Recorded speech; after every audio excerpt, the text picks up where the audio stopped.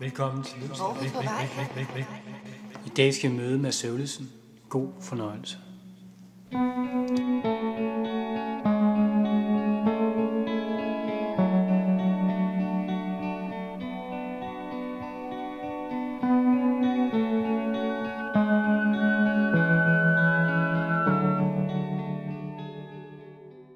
Man kunne jo måske grundlæggende spørge, hvorfor var det så vigtigt, at vi alle sammen skulle på universitetet? Hvorfor var det så vigtigt, at vi alle sammen skulle have studenterhue på?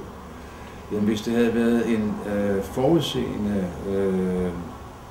fornemmelse for, at det ville videnssamfundet kræve, så havde jeg haft det helt fint med det, hvis man så havde gjort det således, at man fik noget viden, man kunne bygge på.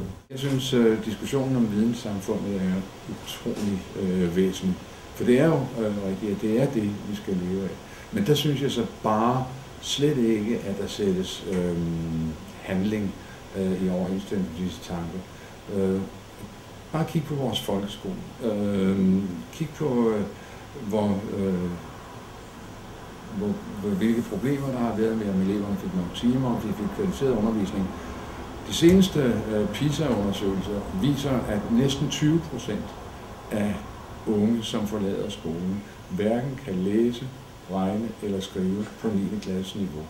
Hvordan vil du lave et videnssamfund, hvor 20% af befolkningen, og desværre inden for visse befolkningsgrupper, væsentligt større procentdele af befolkningen, ikke har et sprog, som de kan bruge til at abstrahere med, som de kan bruge til at sætte deres fantasi i gang med, så får du ikke meget viden, hvis du ikke sørger for, at folk for eksempel har et sprog, som kan bruges noget.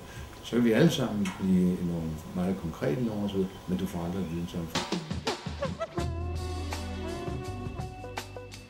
Muligheden for, at politikere og universiteter og erhvervsliv kan befrugte hinanden, opstår eller eksisterer vel kun i det omfang, der er en kritisk, konstruktiv samtale mellem dem, hvor hver fra deres udgangspunkt kommer med synspunkter, kommer med forslag til løsninger osv.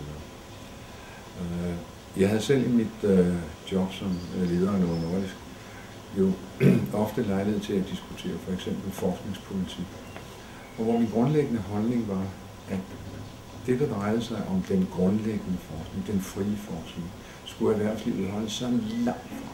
Fordi hvis vi blandede os i den, så fik vi kandidater, som kom ud med den viden, vi havde brug for i går, og ikke den viden, vi har brug for i morgen. Vi skal ikke have grydeklare kyllinger, vi skal have videnbegærlige, dygtige mennesker. Vi skal nok sørge for at operationalisere dem, når de kommer ud. Jamen, det, der er det væsentlige ved en ordentlig samtale, det er, at man lærer af den. Jeg er rigtig glad for mit arbejde med studerende osv., fordi jeg håber på, at det hindrer mig i at forstene.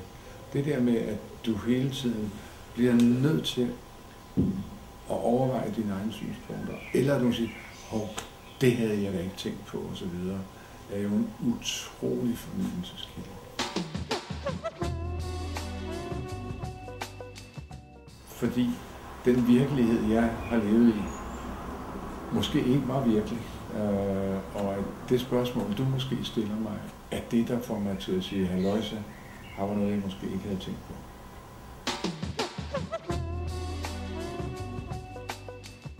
Der står ikke skrevet nogen steder, at du kan gå hen bare og etablere en virksomhed og begynde at bruge vores bedst uddannede unge mennesker, bruge samfundets ressourcer, bruge samfundets infrastruktur, bare fordi du har lyst til det. Du er nødt til at gøre sådan noget med en følelse af forpligtelse over for det samfund, som har givet dig de muligheder. Vi ved jo godt, hvordan vi alle sammen henter så meget af vores identitet og vores mening fra vores arbejde.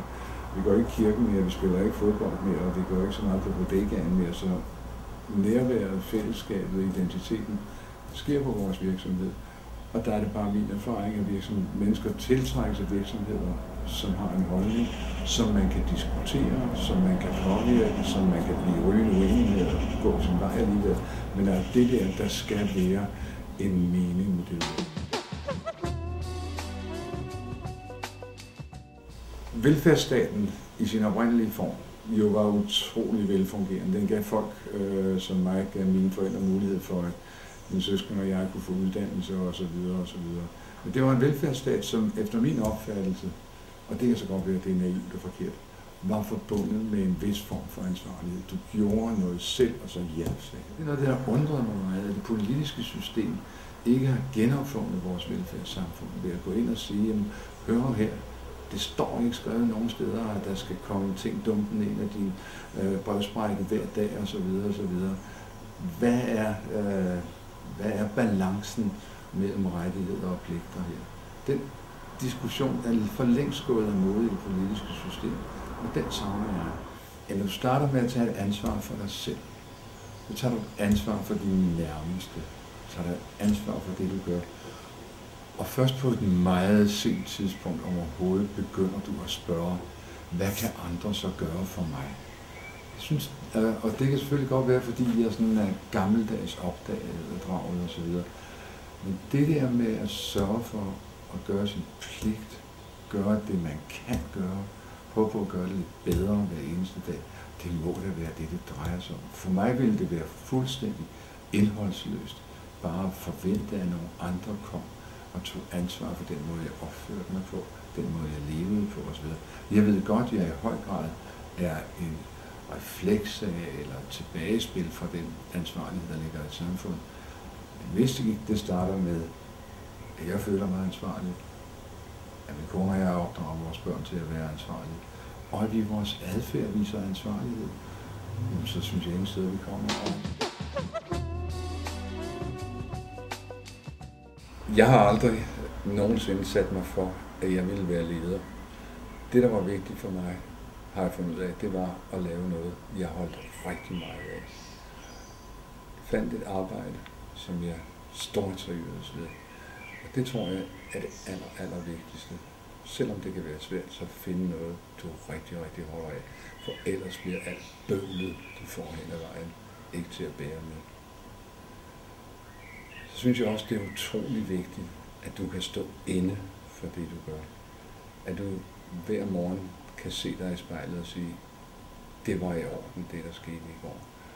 Det var med til at gøre noget lidt bedre. Og det kan alle mennesker. De kan godt tage det ansvar. Og det er altså der, den begynder med, at man står inde for det, man kan. Og det sidste, det er, hvis du er så heldig at finde nogen, der holder af dig, så er det ikke helt skidt.